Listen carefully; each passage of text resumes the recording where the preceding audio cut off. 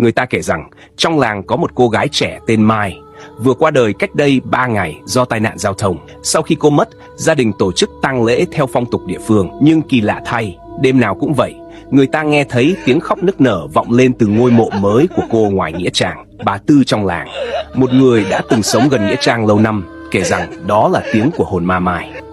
Người ta đồn rằng khi vừa chết, hồn ma của người mới sẽ rất yếu ớt và dễ bị ma cũ trong nghĩa trang bắt nạt. Mai đã bị một hồn ma khác đến đòi hết quần áo đẹp và tiền vàng mà gia đình cô đã đốt cho. Hồn ma cũ lấy tất cả, để lại cho Mai chỉ là một bộ đồ rách rưới, khiến cô phải khóc suốt đêm vì uất ức. Tiếng khóc ấy cứ vang lên mỗi đêm, đến nỗi dân làng phải nhờ thầy cúng đến làm lễ để giải thoát cho cô. Sau buổi lễ, tiếng khóc cũng dần biến mất. Nhưng câu chuyện về Mai bị ma cũ bắt nạt vẫn khiến nhiều người sợ hãi khi nghĩ đến cuộc sống sau cái chết.